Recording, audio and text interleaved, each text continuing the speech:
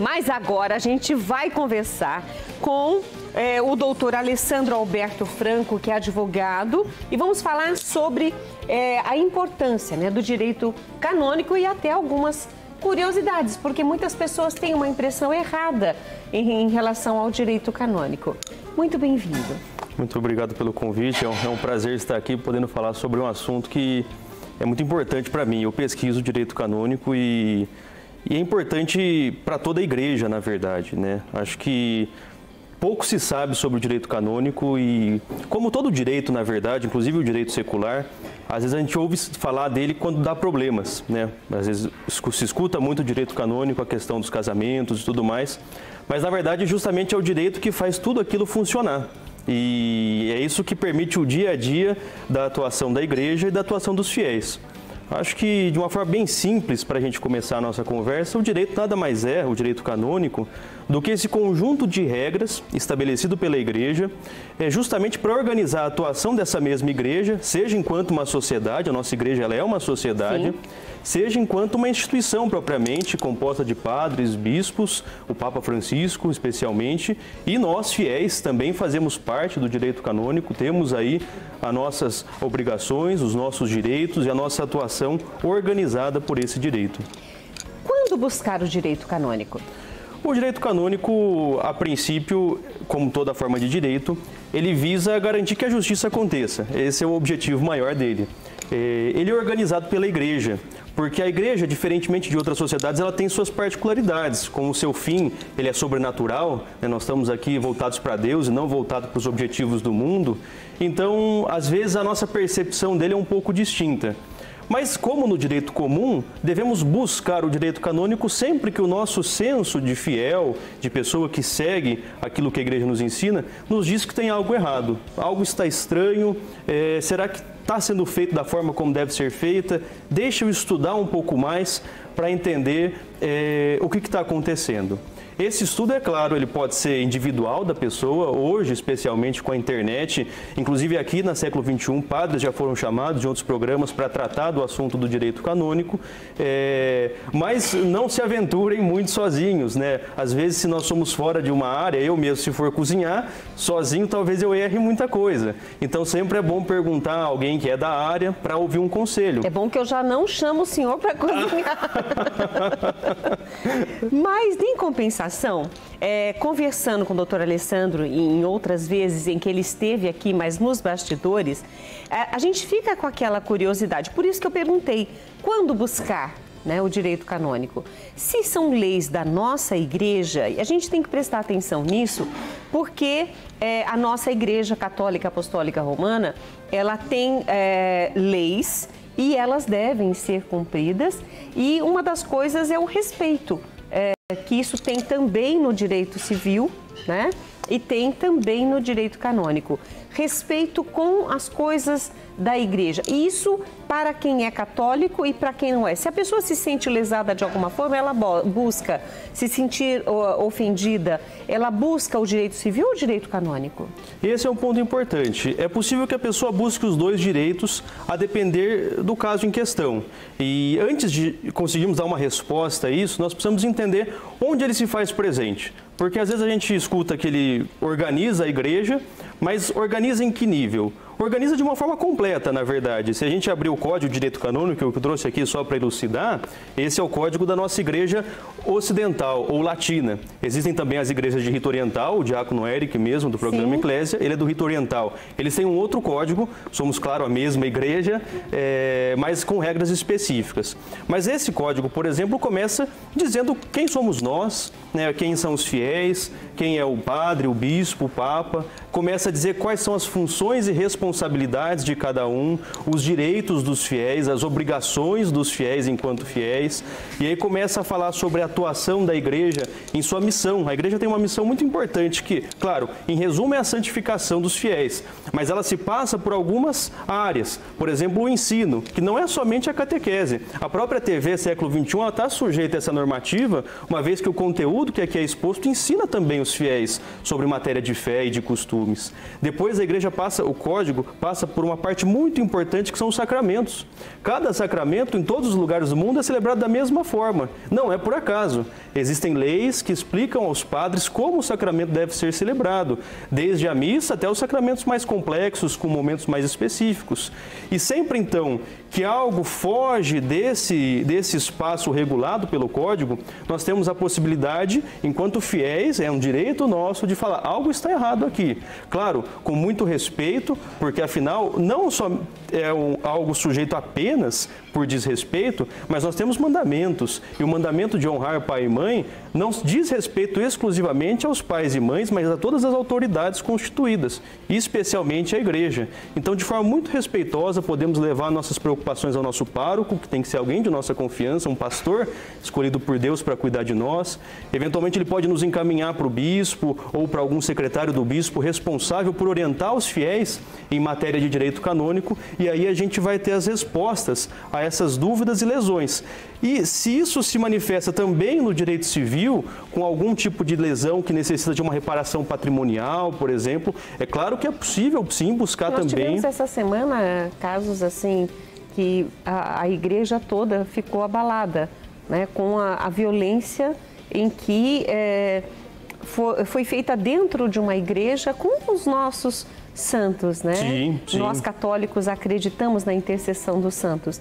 Então, por isso, até lhe fiz uma pergunta. A pessoa que sabe, né, a quem indicar, vai para o direito civil ou para o direito canônico. Então, poderia, no caso, uma pessoa que se sente ofendida ou atingida de alguma forma, ela deve buscar, então, nas duas formas da lei. Com certeza, porque a igreja, sendo uma sociedade muito particular, ela tem uma atuação muito limitada. Ela atua, em resumo, para nós que somos fiéis.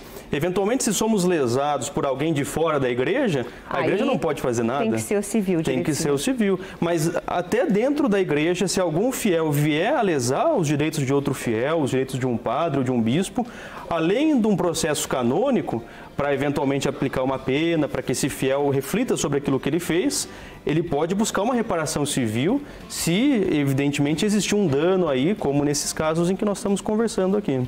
Quais são as buscas mais comuns em relação ao direito canônico, os casos mais recorrentes?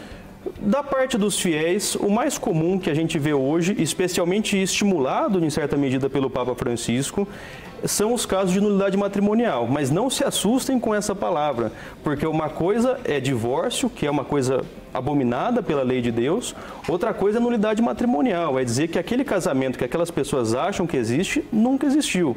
O Papa Francisco, com sua sabedoria de pastor, disse: é necessário que a gente declare que esses casamentos não existem, porque são duas pessoas que vivem como casados, mas que não são casados.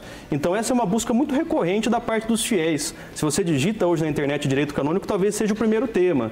Mas não é somente isso. Nós temos também, estimulado pelo Papa Francisco, uma grande preocupação com a administração patrimonial da igreja, né? Os bens da igreja têm que ser muito bem cuidados, muito bem administrados, com muita sabedoria.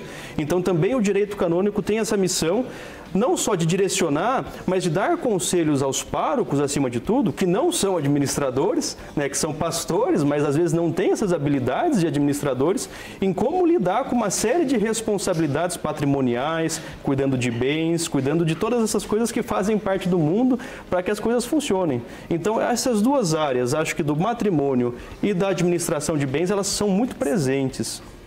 Agora, por exemplo, a vocação individual como os meninos colocaram aqui para mim, qual é a vocação dos fiéis individualmente considerados? O que isso quer dizer? Isso é um ponto importante, porque toda a sociedade, ela se volta para uma finalidade, né? A sociedade civil que nós temos, ela se volta para o bem comum. Então, nós vamos nos esforçando para melhorar a saúde, a educação, o bem-estar social. A sociedade religiosa, que é a igreja, ela se volta também para uma finalidade, mas que está acima da natureza, uma finalidade sobrenatural, que é a nossa santidade, nossa santificação, nossa aproximação com Deus. Essa é a vocação da igreja, como um todo, mas ela se manifesta de formas diferentes. Nós temos, de um lado, a igreja enquanto instituição. Ela tem a obrigação de trabalhar pela santificação dos fiéis, o que envolve o ensino, o que envolve a administração dos sacramentos. Nós, por outro lado, temos a missão ou a vocação de nos valer disso que a igreja disponibiliza, ou seja, buscar o ensino, a começar pela catequese, mas também pela formação continuada, e também buscar os sacramentos, que são fontes de graça para a nossa vida. O direito, ele está por trás disso tudo para permitir que seja feito e feito corretamente. Essa, então, é a grande missão ou vocação dos fiéis. Se valer dessa estrutura que o direito constrói para que ele possa caminhar na sua vocação individual, que é se santificar. Olha, é interessante a gente falar sobre o direito canônico dessa forma, para a gente entender um pouco mais, que vai muito além, né, na nossa visão limitada de que é somente para nulidade de casamento. Então, entender as leis da nossa igreja é entender que você pode fazer valer-se delas para garantir o seu direito como católico, né? Dentro da sua paróquia, dentro da sua igreja, né? Na igreja como um todo. Dessa forma as pessoas, ou seja, também podem buscar um advogado especialista em direito canônico para tirar as suas dúvidas também. Para falar, olha, não, isso é aqui com a gente, ou não, isso é no direito civil. Essa orientação também o advogado especialista em direito canônico dá essa orientação, ele conduz? Com certeza, Rita. Isso, na verdade, é muito importante, porque o direito está muito atrelado à justiça, e a justiça vem de Deus. Então, se algo está mal, se algo está errado, é justo e devido que nós busquemos consertar. As realidades são muito variadas de diocese para diocese e é muito pouco frequente encontrarmos por aí advogados especialistas em direito canônico que estão trabalhando fora da igreja. O mais comum é que a igreja acabe absorvendo essa competência em seu órgão especializado, que é o Tribunal Canônico ou o Tribunal Eclesiástico, varia o nome conforme a região, e ali então tem um padre, que é o juiz, tem outro padre que é um vigário do bispo, ou seja, enviado pelo bispo para cuidar, e tem também os advogados, que muitas vezes são padres ou diáconos, mas também leigos, se é admitido, que são responsáveis por atender os fiéis.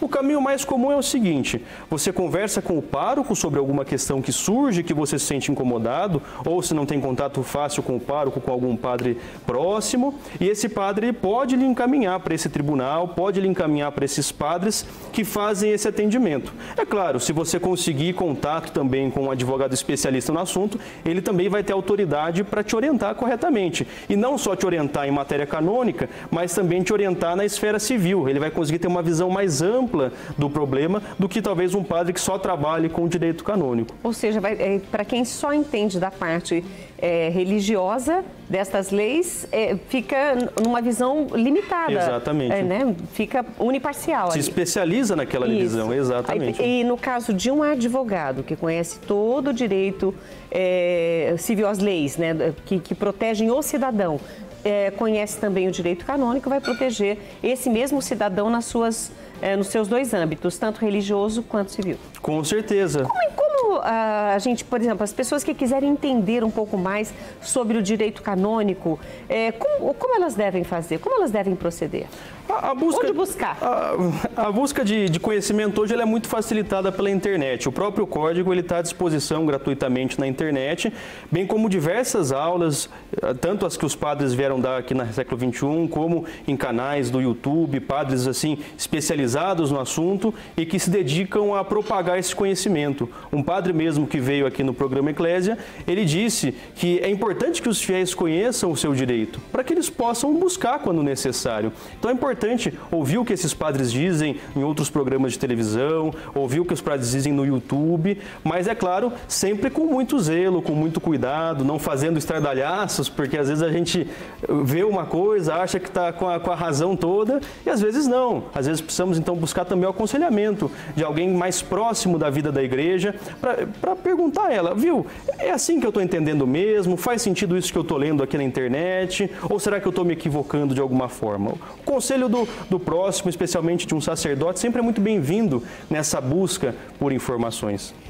Uma curiosidade, agora é uma curiosidade minha. Necessariamente esse padre que vai dar essa orientação em relação ao direito canônico, necessariamente ele não precisa ser um exegeta. Não, não precisa, não precisa. É claro que os padres que trabalham no tribunal, eles têm formação especializada em direito canônico, mas não é necessário. Todos os padres fazem uma matéria quando eles cursam teologia, que é justamente direito canônico, para que eles possam ter conhecimentos, ainda que iniciais, no assunto. Alguns se especializam por interesse próprio, outros para trabalhar propriamente no tribunal eclesiástico. Mas todos os padres, assim como todos os leigos que estudam o assunto, podem dar conselhos. E aí esses conselhos vão sendo validados ou não nos tribunais, se tiver um processo, se tiver alguma coisa mais desenvolvida. E olha, nós agradecemos aqui hoje a participação do doutor Alessandro, porque faz muito tempo, e ele sabe disso, que eu estou querendo trazer conversas sobre o direito canônico, e hoje eu tive a honra de recebê-lo e eu quero agradecer demais a sua participação.